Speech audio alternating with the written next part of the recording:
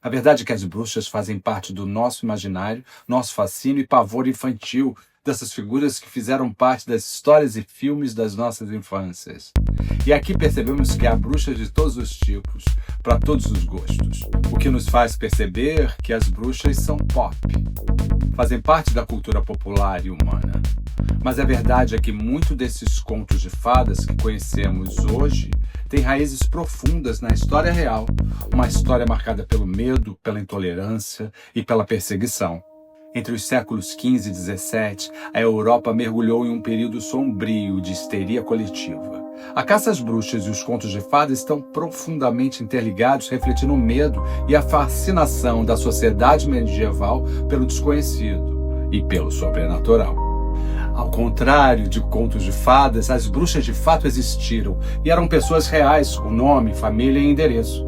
A caça às bruxas foi um período de terror real entre os séculos XV e XVII, em que mais de 60 mil pessoas, majoritariamente mulheres, foram torturadas e executadas sob acusações absurdas. Era uma época de muito sofrimento, com muita perseguição e violência contra as mulheres acusadas de bruxaria, muitas vezes baseadas em estereótipos semelhantes ao dos contos de fadas.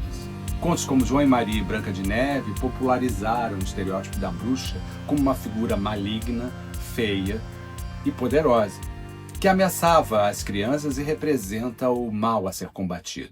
Em ambas as histórias, a bruxa ocupa o papel de antagonista principal e contribuíram significativamente para a construção e popularização do estereótipo da bruxa cruel e amedrontadora, que ameaça crianças e representa o mal a ser combatido. O fato de as bruxas direcionarem sua maldade contra crianças indefesas intensifica o medo e a repulsa que o público sente por elas. A ligação entre a caça às bruxas e os contos de fadas resiste em um terreno sombrio e complexo, onde a história e a ficção se entrelaçam. A perseguição às mulheres acusadas de bruxaria, um capítulo brutal da história europeia, deixou marcas profundas na cultura popular, influenciando a forma como as bruxas são retratadas nos contos de fadas. Nesse contexto, a figura da bruxa emergiu como um bode expiatório conveniente. Acusadas de pacto com o diabo, as bruxas eram responsabilizadas por trazerem desgraças sobre a comunidade. As acusações frequentemente surgiam de boatos e vinganças pessoais, e os julgamentos envolviam torturas brutais para arrancar confissões forçadas. As condenações resultavam em execuções públicas, geralmente na fogueira, como forma de punição e exemplo. A caça às bruxas se tornou uma forma de controle social, silenciando e punindo aqueles que eram considerados diferentes ou ameaçadores para a ordem estabelecida. Foi um período de perseguição e violência contra mulheres acusadas de bruxaria, muitas vezes baseada em estereótipos semelhantes ao dos contos de fada. O medo da feitiçaria, impulsionado por crises sociais, religiosas e políticas, se espalhou rapidamente. Acusações de pactos com o diabo e práticas de magia negra ecoavam de aldeia em aldeia. E as suspeitas logo recaíram sobre o grupo historicamente mais vulnerável, as mulheres. Em que mais de 60 mil pessoas, majoritariamente mulheres, foram torturadas e executadas sobre acusações absurdas como voar em vassouras ou fazer pactos com o diabo, em processos jurídicos reais. Era um período dominado por um puritanismo absoluto, onde a vida era uma batalha entre o bem e o mal. E para a maioria das pessoas, o mal poderia tomar conta de tudo, então era preciso estar alerta. A histeria coletiva, o machismo e a misoginia alimentavam essa perseguição, vitimando especialmente idosas, viúvas e mulheres que possuíam conhecimento sobre ervas medicinais. Na sociedade patriarcal da época, as mulheres solteiras, viúvas e independentes eram vistas com desconfiança. Sem um marido para controlá-las, não tinha um papel definido e ninguém para defendê-las de acusações infundadas. Não só as pobres, mas havia interesses secundários em fortunas alheias que poderiam ser saqueadas, matando-se a herdeira, digamos assim. As pessoas com fome de poder também achavam um atalho fácil para sua própria ascensão.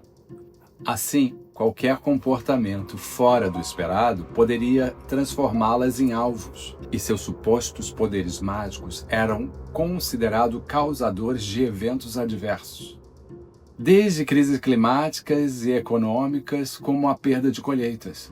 Tudo podia desencadear ondas de perseguições, resultando em inúmeras condenações, geralmente de mulheres que eram percebidas como enigmáticas, de aparência incomum, com reputação duvidosa, e aquelas que eram consideradas como tendo práticas sexuais incomuns e imorais.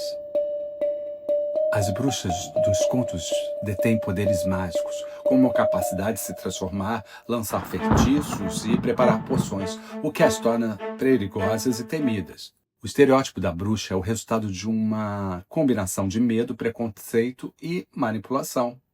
Não por acaso, as bruxas dos contos de fadas são velhas, com nariz torto, verrugas, repugnantes e feias, mas sempre poderosas. A velhice, especialmente a feminina, era frequentemente associada à decadência física e mental. Mulheres idosas eram vistas como vulneráveis e propensas a se envolver com o mal. A sociedade patriarcal da Idade Média e moderna via as mulheres independentes e poderosas com desconfiança. O patriarcado, como sistema social em que os homens detêm o poder e a autoridade, criou um contexto em que as mulheres eram particularmente vulneráveis a acusações de bruxaria. O simbolismo da bruxa se transformou em uma personificação do mal e do medo através de uma combinação de preconceitos de gênero, manipulação religiosa, propagação de estereótipos e a necessidade de encontrar culpados em tempos de crise. Essa associação com a ameaça infantil explora um dos medos mais primordiais da sociedade, tornando as bruxas ainda mais aterrorizantes. Diferente de um mundo de fantasia, estamos falando de um mundo onde os processos jurídicos reais culminavam em torturas legalizadas pelo Estado, que eram extremamente brutais e visavam forçar confissões. Embora alguns homens também tenham sido perseguidos, torturados e até forçados a confessar relações com o demônio, a maioria das vítimas era de mulheres, especialmente aquelas que desafiavam os papéis sociais tradicionais. 75% das pessoas enviadas para a fogueira eram mulheres, com mais de 50 anos, uma idade avançada para a época, onde a expectativa de vida mal chegava aos 40. Na Inglaterra, 40% das acusadas eram viúvas. Elas eram frequentemente acusadas por boatos e vinganças de vizinhos. Se as mulheres fossem solteiras ou viúva, o estigma ainda era mais pesado. Sem um marido, essas senhoras não tinham um papel bem definido na sociedade, nem uma forma eficiente de ganhar renda, nem alguém que pudesse protegê-las das denúncias. Enfim, elas dançavam literalmente na fogueira, como punição por um crime impossível de provar e muitas vezes baseados no medo irracional do desconhecido. As acusadas eram presas e julgadas por tribunais civis e religiosos. Elas eram submetidas a torturas brutais para confessar crimes imaginários, extrair confissões, muitas vezes levando a falsas acusações e a delações. Qualquer coincidência infeliz era suficiente para condenar alguém por magia negra. Os métodos, além de serem aterrorizantes, muitas vezes levavam à morte antes mesmo do julgamento ou à execução na fogueira após a confissão. Inquisidores usavam diversos e impensáveis dispositivos como o estiramento na roda ou o afogamento, como por exemplo, onde as acusadas eram jogadas em rios ou lagos e se boiassem eram consideradas bruxas e executadas, e se afundassem e morressem eram consideradas inocentes. Ou seja, um momento completamente irracional na história. Mas por que o pavor das bruxas era tão intenso? A resposta está no simbolismo da magia. Em uma sociedade onde as mulheres tinham pouco ou nenhum poder, a ideia de que pudessem recorrer à magia como uma forma de resistência ou vingança aterrorizava a ordem estabelecida. A bruxa era reflexo de um medo maior, a mulher que desafiava seu lugar na sociedade. No fim das contas, a magia representava o poder dos oprimidos. E mesmo sendo Vítimas dessa perseguição brutal, essas mulheres foram retratadas ao longo dos séculos como figuras ameaçadoras nos contos de fada, reforçando a ideia de que uma mulher independente sempre seria perigosa. Mulheres que se desviavam dos papéis tradicionais de submissão e dependência masculina eram frequentemente rotuladas como bruxas. Essa demonização servia para desencorajar a independência feminina e manter as mulheres sob controle masculino. Os movimentos feministas têm se apropriado da figura da bruxa como um símbolo do poder feminino, resistência e luta contra a opressão. Essa reapropriação busca resgatar a força e a independência das mulheres que foram perseguidas no passado. Em resumo, a bruxa como símbolo do poder feminino e resistência surge de uma releitura que destaca a luta contra a opressão patriarcal, o conhecimento e a independência das mulheres perseguidas durante a caça às bruxas. A caça às bruxas nos alerta sobre o poder destrutivo dos estereótipos e preconceitos. A facilidade com que grupos marginalizados podem ser demonizados e perseguidos é um lembrete sombrio da nossa responsabilidade em combater a intolerância. O medo do que é diferente ainda assombra a nossa sociedade. A gente deveria aprender a reconhecer e confrontar esses medos para construir um mundo mais justo e inclusivo. A figura da bruxa, tão frequentemente retratada como maligna, também pode ser vista como um símbolo de resistência feminina. Em um contexto histórico de opressão, a bruxa representa a força, a independência e a capacidade de desafiar o status quo. Ao conhecer os horrores do passado, podemos nos tornar mais engajados na luta contra a opressão e a discriminação em todas as suas formas.